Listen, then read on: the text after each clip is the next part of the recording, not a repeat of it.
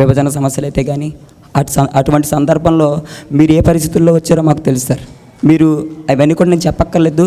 మీ జీవితాన్ని, విలాసవంతమైన జీవితాన్ని వదులుకుని వచ్చారు. అవన్నీ కూడా మేము చూసాం, మాకు తెలుసు. మీరు ఎండలో తిరిగి వానల్లో కష్టపడి ఏ రకంగా చేస్తున్నారో తెలుసు సార్. 4 years ముందు మీరు పార్టీ పెట్టినప్పుడు మేమంతా కూడా అనుకున్నాం, ఒక మంచి వ్యక్తి ఈరోజు రాజకీయ పార్టీ పెట్టడానికి ముందుకు వచ్చారు మన కోసం. ఇవన్నీ కూడా చాలా దారుణంగా దౌర్జన్యాలు చేసి, అవినీతి చేసి మనల్ని పీల్చి పిప్పి చేసేస్తున్నాయి. ఖచ్చితంగా రాజకీయ ప్రత్యామ్నాయం కావాలి. అన్నయ్య వచ్చాడు కాబట్టి మనం క్షేత్రస్థాయి నుంచి కూడా పార్టీని బలోపేతం చేయాలి అని ఒక కాన్సెప్ట్ అనుకున్నాం సార్. అనుకుని 4 సంవత్సరాల క్రితం, అప్పుడు మీకు తెలుసు సార్, మమ్మల్ని ఇప్పటికీ కూడా లీడ్ చేయడానికి ఎవరో లేరు సార్. సరిగ్గా మాకు ఎవరో లీడ్ చేయట్లేదండి. మమ్మల్ని అప్పుడు మొదలు పెట్టాం సార్. 4 members 5 members మొదలు పెట్టాం సార్. పెట్టి జనసేన పార్టీ అని పెట్టి మంచి కార్యక్రమాలు అంటే సార్, ఏదో ఇది చేస్తాం అది చేస్తాం మేము అది చేస్తాం అని చెప్పి జనాల్ని తీసుకురావటం కంటే, మనం చేసి చూపించి మేము ఇది చేస్తాం అని చెప్పి వాళ్ళని తీసుకురావాలనేటటువంటి ఉద్దేశం మాది సార్. అప్పుడు జనసేన పార్టీ పెట్టినప్పుడు కొంతమంది కొన్ని రకాలుగా అన్ని రకాలుగాను మాట్లాడుతున్నారు సార్. పవన్ కళ్యాణ్ గారు సంబంధించిన ఆశయ సాధనాలు, ఆయన ఏదైతే ఒక గొప్ప వ్యక్తులు అంటే స్వాతంత్ర సమరయోధులు కానివ్వండి, ఇతర వ్యక్తులు ఎవరైతే పెద్ద వ్యక్తులు ఉన్నారో వాళ్ళ ఆశయాలన్నీ కూడా ఆయన ముందుకు తీసుకువెళ్ళటానికి వచ్చారో, ఆయన ఆశయాలను ముందుకు తీసుకువెళ్ళాలని నవయువ జనసేన స్టార్ట్ చేశాం సార్. 4 సంవత్సరాలుగా వివిధ సేవా కార్యక్రమాలు, పోరాట కార్యక్రమాలు కూడా మేము చేస్తున్నాం సార్. వాటిలో భాగంగా మద్యం షాపుల్ని తొలగించడం అంటే సార్, మాది మెంటేపూడి, బాలేపల్లి అనేటటువంటి కుగ్రామాలు సార్. అవి మద్యం విధానం ఒకటి తీసుకొచ్చారు సార్. నేషనల్ హైవేల మీద మద్యం దుకాణాలు ఉండకూడదని ఒక మద్యం విధానాన్ని తీసుకొస్తే పల్లెటూరు ప్రాంతంలో పెట్టడం మొదలుపెట్టారు సార్. అది బాలేపల్లి, మెంటేపూడి అని చిన్నపాటి కుగ్రామాలు. వాళ్ళకి చిన్నపాటి నిత్యావసర సరుకు కావాలన్నా కూడా మన వీరవాసం రావాల్సి ఉంటుంది సార్. వాళ్ళు కనీసం వీధికి దీపాలు కూడా ఉండవు సార్. అటువంటి పరిస్థితి. స్టూడెంట్స్, అమ్మాయిలు ప్రతిరోజు కూడా భీమవరం అలాగే మన పాలకొల్లు చదువుకోవటానికి వస్తారు సార్ వాళ్ళు. అటువంటి పరిస్థితుల్లో అక్కడ మద్యం దుకాణం పెడితే ఆ తాగిన వాళ్ళు అక్కడే సిట్టింగులు వేసి అక్కడే కూర్చుని ఈ అమ్మాయిల్ని ఆట పట్టించడాలు ఈ టైప్ చేస్తే మన జనసేన తరపున 12 రోజులు పోరాడి ఆ మద్యం షాపును తొలగించేసేది సార్. అదేవిధంగా కాలువలో పంట కాలువలన్నీ కూడా కలుషితం అయిపోయినాయి సార్. అటువంటి పరిస్థితుల్లో సెప్టిక్ ట్యాంక్కి సంబంధించినటువంటి గొట్టాలను కూడా కాలువల్లోకి పెట్టిన దౌర్భాగ్యమైన పరిస్థితి సార్. అందులో అధికార పక్షం వాళ్ళు కూడా ఉన్నారు సార్. అలా ఉంటే సార్, మేము వాళ్ళకు కూడా ఎవరికి భయపడలేదు సార్. ఎవరికీ భయపడలేదు. మీరు ఎలా ఆలోచిస్తున్నారో మేము కూడా అలాగే ఆలోచించి వెళ్తున్నాం సార్. మేము 88 రోజులు సార్ పోరాడాం, తీయించేసాం. కానీ నాకు సంతోషం లేదు.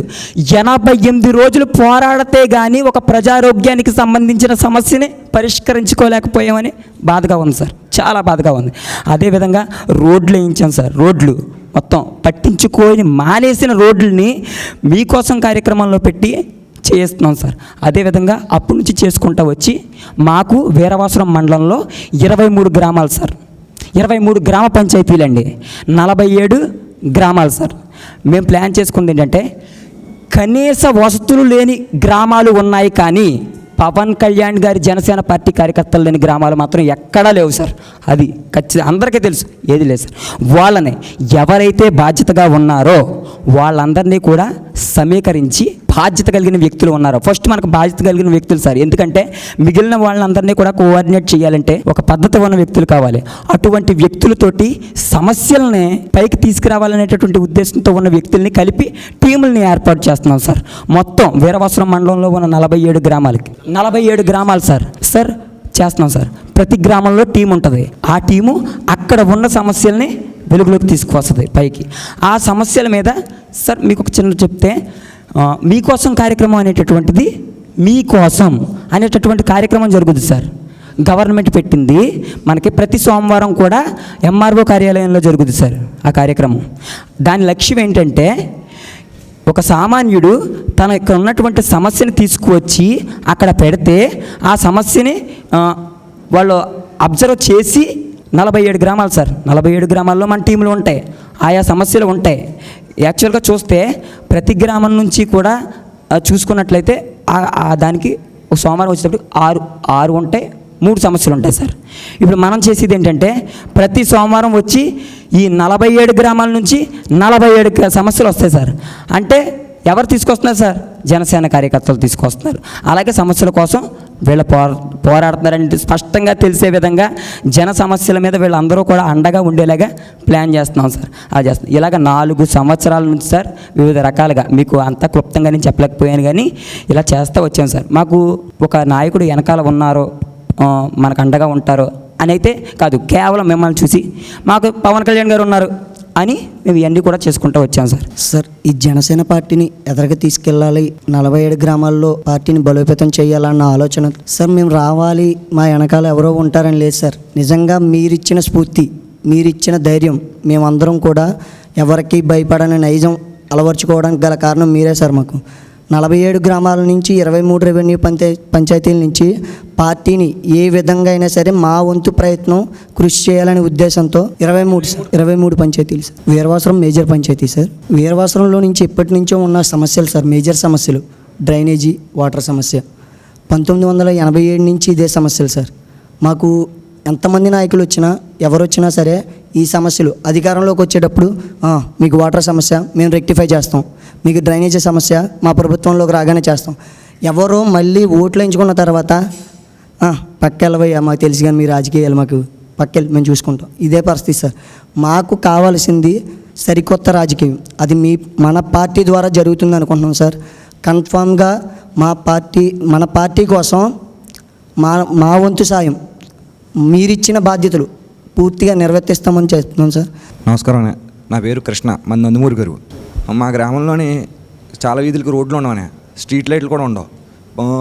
పన్ను మట్టికి, స్ట్రీట్ లైట్కి, డ్రైనేజ్కి, ఇంకా రోడ్ల వసతులకి పైప్ నీళ్ళు కానీ వేస్తారని, వీటికి కూడా మాకు ఏ వసతి కూడా సరిగ్గా ఉండదనే.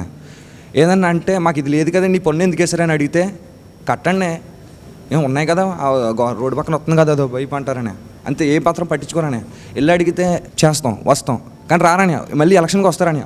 ఆ 10 నిమిషాలు చేసి అడావడి అంతే ఎంత కదని, సరే ఒక గంటలు ఎంతని వెళ్ళిపోస్తారు. మళ్ళీ పట్టించుకోరని చాలామంది అందరూ. రీసెంట్గా ఒక ఎంఆర్ఓ ఆఫీసర్ అనే ఒక స్టూడెంట్కి తన సంతకం అర్జెంట్ అనే పొద్దుట 10ంటికి స్టార్ట్ అవుతే సాయంత్రం 5:30కే తన సంతకం మీద, తన అప్లికేషన్ మీద సంతకం పెడతాకే పొద్దుట 10 నుంచి సాయంత్రం 5:30 వరకు తిప్పించుకున్నాను.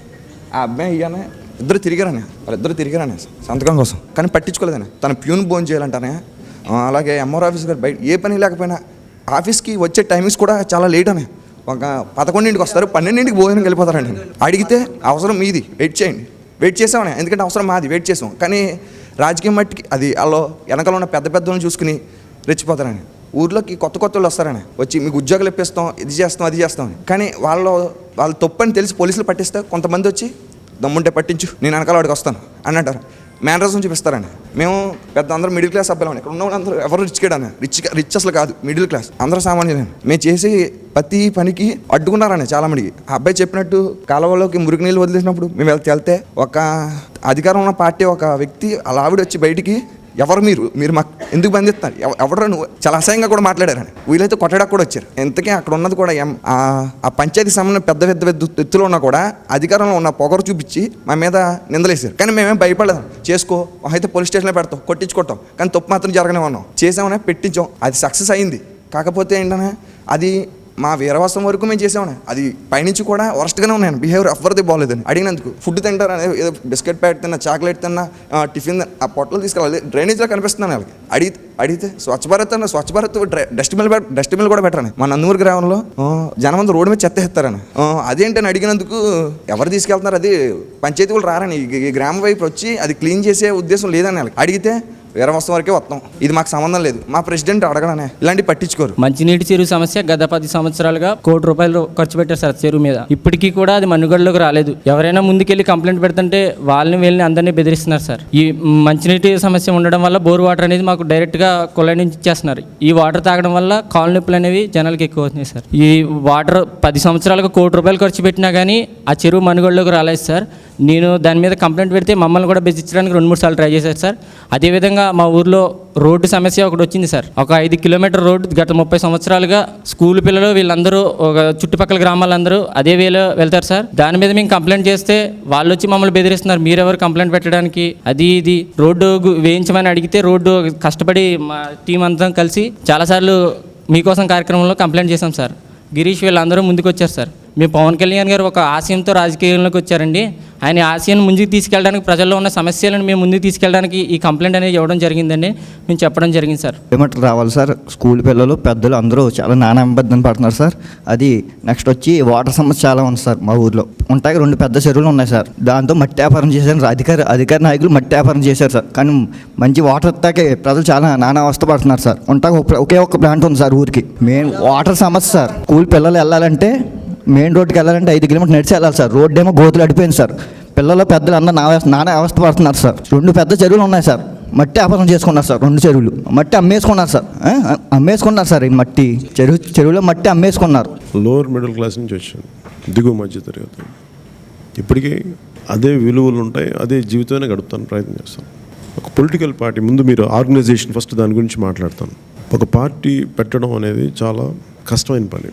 అంటే మీకు ఒక చిన్న గ్రామంలో లేదా ఒక మండలంలో మీరు ఎంత కష్టపడుతున్నారో, నా స్థాయికి ఒక 2 రాష్ట్రాల్లో పెట్టాలి అంటే నా దగ్గర డబ్బులే లేవు. బట్ నాకు ఈ బలం ఏముంది, 1000 కోట్లు లేవు. మరి బలం ఏదో ఉండాలి కానీ పార్టీ పెట్టడానికి. నన్ను అభిమానించే ఇంతమంది యువతున్నారు. ఫ్యూచర్ వాళ్ళే పని చేయాలి. నేను ఏ రోజు కూడా సినిమాల్లో ఎంతో కొంత ఎంటర్టైన్మెంట్ పోకుండా కొంత విలువలు చెప్పడానికి ప్రయత్నం చేశాను. నేను పాటించే విలువలే మాట్లాడతాను. అలాగే పొలిటికల్ ప్రాసెస్ చాలా కుళ్ళిపోయింది. అంటే డబ్బున్నోడే ఇంకా డబ్బున్నోడు అవుతాడు అంటే అంతరాలు పెరిగిపోయినాయి. ఈ కోపం నాకు ఉంది, ఈ అసహనం ఉంది. ఈ పంచభూతాలను కూడా అమ్మేసుకోవడం అంటాం చూసారా. చెరువులో మట్టి తీసి పూడికి రావాలి కానీ ఆ మట్టి తీసి అమ్మేసుకోవడం, నీళ్ళని పరిశుభ్రంగా ఉంచుకోకపోవడం, తాగునీళ్ళని ఎక్కడికి వెళ్ళినా సరే బేసిక్ సమస్యలు. అందరూ మినరల్ వాటర్లు తాగి స్వచ్ఛంగా మామూలు అసలు ఏ ఖర్చు లేకుండా తాగే నీళ్ళని కలుషితం చేసి దానికి కూడా కమర్షియలైజ్ చేసేసి ఈ స్థాయికి వెళ్ళిపోయింది. ఇది ఎక్కడో చోట కరెక్ట్ చేయకపోతే, నేను జనసేన ఎందుకు పెట్టానంటే గొప్ప గొప్ప నాయకులు వచ్చేస్తారు. ఒక సరికొత్త రాజకీయ వ్యవస్థ రావాలి అంటే ముందు చాలా అడ్డంకులు ఎదుర్కోవాలి. ఇప్పుడు ఇందాక అందరూ మాట్లాడతారు, ఎవరు ఎక్కడికి వెళ్ళి మాట్లాడినా ఓట్లు లేని యూత్ ఉన్నారంటారు, ఎవరు చిన్నపిల్లలు ఉన్నారంటారు. నేనైతే వాళ్ళే కదా భవిష్యత్తు అంటాను. వాళ్ళు స్ఫూర్తి చెందితే కదా భవిష్యత్తు.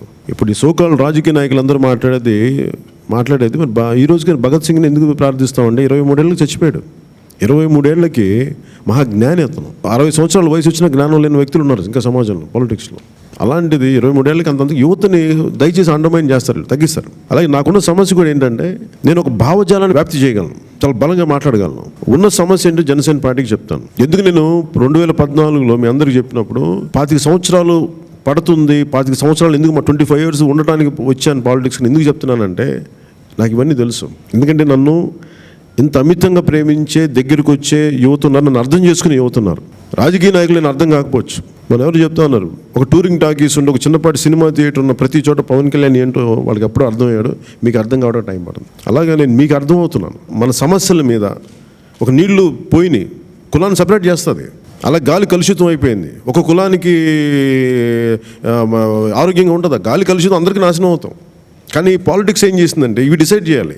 ఈ పాలిటిక్స్ ఏం చేసిందంటే ఈ మనుషుల్ని ఇలా వేరు చేసినప్పుడు నాకు నిజంగా విసుగొచ్చింది. ఎవడో ఒకడు దీన్ని దాటి మాట్లాడాలి. ఆడికి ఏముండాలి, ఆశించకూడదు ఏమి.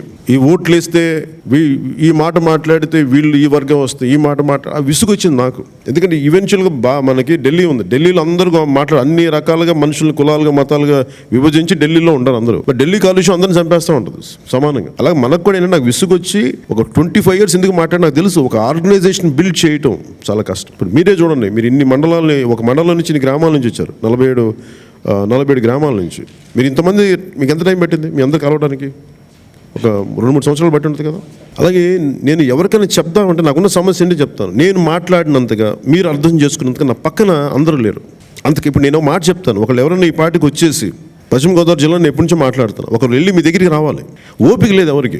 ఎందుకు వచ్చి కూర్చుంటున్నాను ఇక్కడ అంటే వెళ్ళి సభలు పెట్టేసి వెళ్ళిపోవచ్చు, దానికి రాలేదు నేను. ఇలా నాకు మీలాగా కలవాలంటే నాకు ఎవరు లేరు మధ్యలో చెప్పడానికి. నేను బాధ్యత అప్పచెప్పాను చాలామందికి, వాళ్ళ బాధ్యతలు సరిగ్గా నిర్వర్తించాలి. ఎందుకంటే ఓపిక కావాలి పాలిటిక్స్లో. పాలిటిక్స్కి కావాల్సిన చాలా శ్రమ, చాలా మానసిక ఒత్తిడి ఉంటుంది. వెళ్ళి మాట్లాడాలి, తిట్లు తినాలి, మంచి పని చేయడం తిట్లు తినాలి, దోపిడీ చేయడానికి తిట్లు తినక్కర్లేదు, భయపడతారు కూడా దోపిడీ చేస్తే, వాడు జాగ్రత్తగా ఉందామని.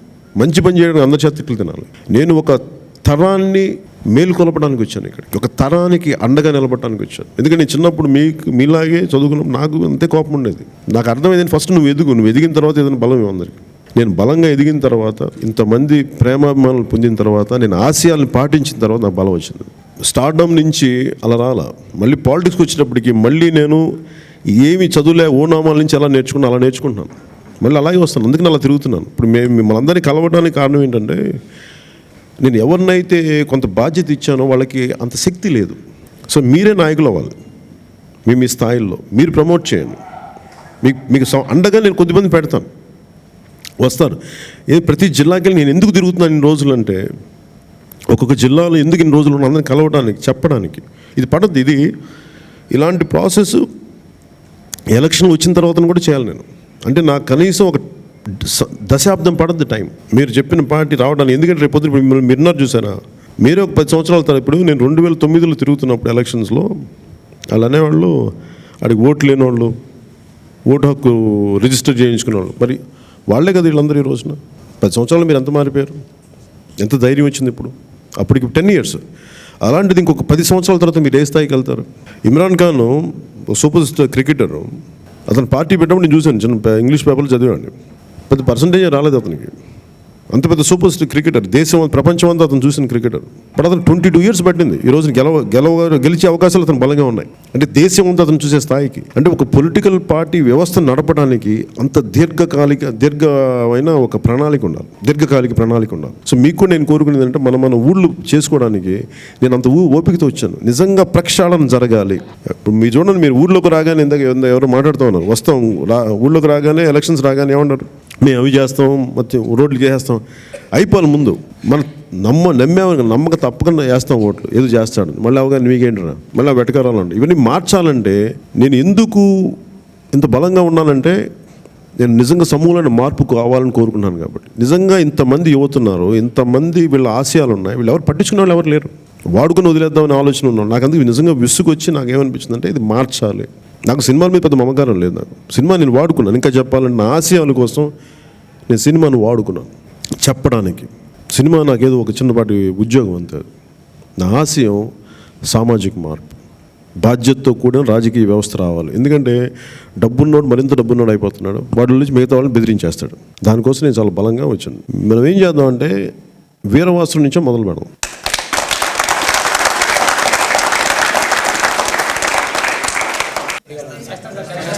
చేస్తారా? కులాలకి అన్నిటికీ సమాన ప్రాతినిధ్యం ఇచ్చేది. అప్పుడు మీరు పని చేయండి, నాకు ఒక కమిటీ ఇవ్వండి, వీరవాసనకు సంబంధించి మీరు ఒక కమిటీ పెట్టండి. మీరు ఒక 5 మంది పేర్లు ఇవ్వండి నాకు, ఇప్పుడు ఇవ్వండి. మీరు చెప్పండి, మీరు ఆలోచించుకొని చెప్పండి, మీరు టైం తీసుకొని చెప్పండి నాకు. మండల కమిటీ, వీరవాసన మండల కమిటీ అని మీరు చెప్పండి నాకు. అలాగే మీరు వెంటనే నాకు చెప్పక్కర్లా. ప్రస్తుతానికి ఇంకొక పేరు ఇవ్వండి. మీరేం చేస్తారంటే, మీ ముగ్గురు కూర్చొని అందరితో మాట్లాడి, నేను చెప్తాను కదా, పశ్చిమ గోదావరి జిల్లా కమిటీ నేను వేసి వెళ్తాను. నేను కూర్చుంటాను ప్రతి దాంట్లో, ప్రతి మండలానికి నేను ఇలా కలిసి మాట్లాడతాను అందరితో.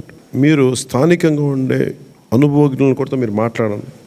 మార్పు రావాలని మేము కోరుకుంటాం, మేము ఇలా చేస్తాం. మీరు బలంగా మాట్లాడకపోతే, ఎందుకంటే ప్రతి ఒక్కరు అడ్డంగా దోచేస్తున్నారు, పనులు చేయరు. మనం కానీ కలిసి కట్టుకు మాట్లాడకపోతే, జనసేన వెళ్ళాలంటే మీరు చూసారా పెట్టి ఇట్లాగే వెళ్ళటమే. నేను మిమ్మల్ని చూపిస్తాను బయట మొత్తం, ప్రతి మారుమూల, ప్రతి చోట. ఇప్పుడు ఉద్దానం తీసుకొచ్చింది కూడా మీలాంటి వాళ్ళు, గొప్ప నాయకులు తీసుకురాలేదు. ఉద్దానం కిడ్నీ సమస్య కూడా తీసుకొచ్చింది మీలాగా సెల్ఫీలు తీయించుకోవాలన్న ఆలోచన లేదు వాళ్ళకి. మీలాగే సెల్ఫీలు అవసరం లేదు. అతను ఆశయాలను అర్థం చేసుకున్నాం.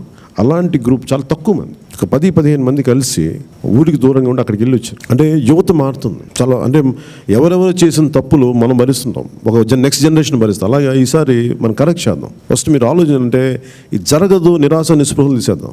నేను మనుషులు మార్పు జరుగుతుందని కోరుకున్నాను. నాకు ఈ స్థాయికి రావడానికి నేను 7వ తరగతిలో డిసైడ్ చేసుకున్నాను పాలిటిక్స్ రావాలి. పాలిటిక్స్ అన్న ఉద్దేశం అంటే ఒక సమాజంలో ఏదైనా పని చేయాలని. నాకు విసుగుంది చిన్నప్పటి నుంచి. బట్ అది నేను పెంచుకుంటే వెళ్ళాను, ఎక్కడ తగ్గించుకోవాలా, డైల్యూట్ చేయాలి, వేరే సమస్యలకి డైవర్ట్ చేసుకోవాలా. ఆశయాలు అయితే అసలు నాకు, నా ఆశయాలకు ఎవరు తూట్లు పడవలేరు, చాలా బలంగా నిలబడతాను. వదిలేసుకోగలను చాలా. మిగతా నాయకులందరికీ వదులుకోవడానికి బోళ్ళని ఉన్నాయి, వాళ్ళకి వదులుకోలేని చాలా ఉన్నాయి. వాళ్ళ పదవులు కావాలి, నాకైనా మార్పు కావాలి.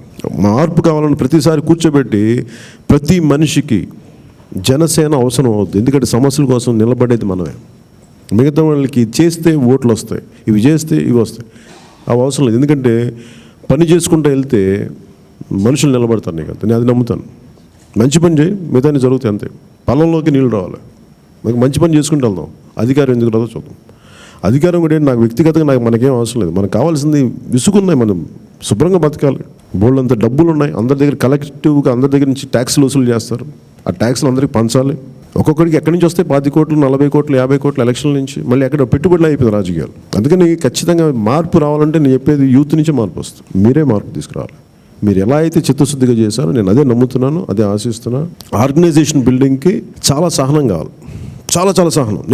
నేను అంత బలంగా కూర్చొని మాట్లాడతాను. మీరు ఒక మాట చెప్పగానే కలిసాం కదా ఈ రోజున, అలా నా ప్రతి గ్రామం కలవాలంటే అది కూడా చెప్తున్నాను మీకు. కాదు నాకు ఒక్కొక్కసారి సాధ్యపడదు.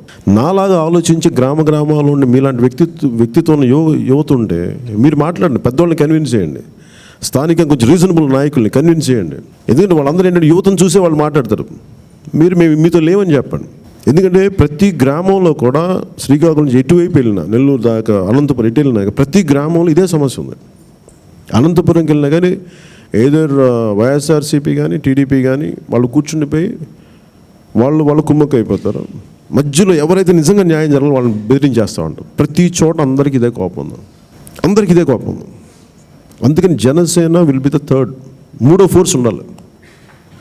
ఒక జడ్జి కమిటీ వేస్తే, సుప్రీంకోర్టు ఏదైనా మనం ఒక బెంచ్ వేస్తే, సుప్రీంకోర్టు బెంచ్ ఎప్పుడు ఆడ్ నెంబర్ ఉంటుంది. ఇద్దరుంటే కలిసిపోతారు. నువ్వు అది పంచుకో, నేను ఇది పంచుకో. మూడోవాడు ఉంటే అది కుదరదు. ఒక ఒపీనియన్ వేరే ఒపీనియన్ వస్తుంది, అది ఒప్పుకోకపోవచ్చు, కానీ ఒక ఒపీనియన్ వేరే ఒపీనియన్ తెలుస్తుంది ప్రజలకు. అలాగే ప్రతి గ్రామంలో కూడా Janasena should be the third alternative. అదేమైపోతుంది, మూడోగా మనం వెళ్ళకపోతే, బలపరచకపోతే అప్పుడు సమస్యల గురించి మాట్లాడి ఈ రోజున అట్లాంటి మూడో ఆలోచన విధానం వచ్చి ఈ రోజున ఉద్దానం సమస్య బయటకు వచ్చింది. ఇంకా న్యాయం జరగలేదు, అది కూడా చెప్తున్నాను. న్యాయం జరుగుతుందని కాదు, వెంటనే అసలు పోరాటం స్టార్ట్ అవుతుంది. ఈ రోజున జనసేన కానీ లేకపోతే ఉండవల్లిలో రైతులది ఎకరానికి 60,000 సంపాదిస్తుంది. చిన్న సెంటు 2 సెంట్లు, అరెకరం భూమి వాళ్ళకి కావాలి. 58,823 ఎకరాలు సరిపోవు, ఇంకా కావాలి. ఇంకా 100 ఎకరాలు కూడా కావాలి. మరి దాన్ని మాట్లాడేవాడు వైసీపీ వాళ్ళు మాట్లాడరు, వెళ్ళి టీడీపీ వాళ్ళు ఎలాగ దాన్ని దోపిడీ చేస్తారు. మరి మాట్లాడేవాళ్ళు ఎవరంటే జనసేన లేకపోతే అసలు సమస్య రాదు. ఎంత పోరాటంలో మనం ఎంత విజయం సాధిస్తామంటే అది నా శక్తి సామర్థ్యాలను బట్టి ఉంటుంది, అది వేరే. కానీ అసలు ముందు సమస్య బయటికి రావడానికి ఇప్పుడు ఈ రోజున మీరు రాగలుగుతున్నారు, ఇక్కడ మాట్లాడగలుగుతున్నారు. జనసేన లేకపోతే మీరు ఏం చేస్తారు, ఒక ఇండిపెండెంట్గా మీరు ముక్కలుకి వెళ్ళిపోతారు. ఒక 5 రోజులు పోరాటం చేస్తారు, 80 రోజుల తర్వాత మీకు విసుగు వచ్చింది కదా, ఇంకో సంవత్సరం తర్వాత మీకు విసుగు వచ్చే ఇంతేలే జీవితం చెప్పి వదిలేస్తాం. నేను ఎందుకు అందరికి నేను చెప్పింది అన్యూజువల్ పాలిటిక్స్ చేస్తాను, ఎందుకంటే మర్చిపోయారు ఈ పాలిటిక్స్ అనే దానికి నిజమైన చేయాల్సింది అది మర్చిపోయి కన్వీనియంట్ పాలిటిక్స్ చేస్తున్నాను. Will do the right politics. అందుకే మీ అందరూ బలంగా ఉండండి. మీరు నాకు గోదావరి జిల్లా కరెక్ట్ చేసి వెళ్దాం ఫస్ట్. మీ ఆర్గనైజేషన్ మీలాగా మీరు నాకు కావాల్సింది ఏంటంటే మీలాగా ఒక జిల్లా కమిటీని పెడతాను, యూత్ కమిటీనే పెడతాను. దాంట్లో మీరు అన్ని మండలాలు మీరు మాట్లాడాను అని చెప్పి మిమ్మల్ని అందరినీ ఇప్పుడు మీలాగా సపోజ్ నేను మీ నెంబర్ మీరు ఎవరిని ఇస్తే నాకు వీరవాసరం మండల కమిటీ ఇస్తే మిమ్మల్ని మీ దగ్గరికి రావడానికి సపోజ్ నా దగ్గరికి రావడానికి ఎవరు తెలియదు కదా, గబుక్కని ఎలా ఒకళ్ళు ఉన్నా మిస్ అవ్వచ్చు. అందుకే నేనేమంటానంటే ఇప్పుడు మీలాగా అందరిని కలిపి ఒక 20 మందినో 15 మందినో పెడతాను. ఒక జిల్లా ఓన్లీ ఒక పర్టికులర్ దానికి ఏదో నేమ్ పెడతాను, ఒక కమిటీ పెడతాను. మీ నెంబర్స్ ఇవ్వండి అందరికీ, మీరు మాట్లాడండి. ఇప్పుడు మీలాగా పనిచేసేవాళ్ళు ప్రతి గ్రామంలో ప్రతి మండలంలో ఉంటారు కదా, మీరు మాట్లాడండి, మీరు ఇన్స్పైర్ చేయండి. మీరు అందరూ కలిపి ఎవరికి చెప్తే నా దాకా వస్తే మీకు చెప్తాను. ఇది నేను పర్సనల్గా నేనే ప్రతి జిల్లా వెళ్తున్నానంటే ఇది తెలుసుకోవడానికి. అందుకు ఉత్తరాంధ్ర అలాగే చేశాను. నేను మాట్లాడతాను ప్రతి ఒక్కరితో. మీ నుంచే లీడర్స్ తయారవుతారు. మీ నుంచి డబ్బులు సెకండరీ. ముఖ్యమంత్రి గారికి వీళ్ళందరూ డబ్బులు ఉన్నాయి, 1000 కోట్లు ఉన్నాయి. జగన్ గారికి 1000 కోట్లు ఉన్నాయి. ఏం చేస్తారు డబ్బులు? మరి గెలవరా మీరు? అందుకని డబ్బే గెలిపేవద్దు. డబ్బు అహంకారం వస్తుంది, డబ్బు తలపొగరు వస్తుంది. ఆ తలపొగరిని అహంకారాన్ని తీసేద్దాం మనం పోరాటంతో. అందుకని మీరు ఒకసారి మాట్లాడి చేయండి. నేను మళ్ళీ మిమ్మల్ని కలుస్తాను. Thank you.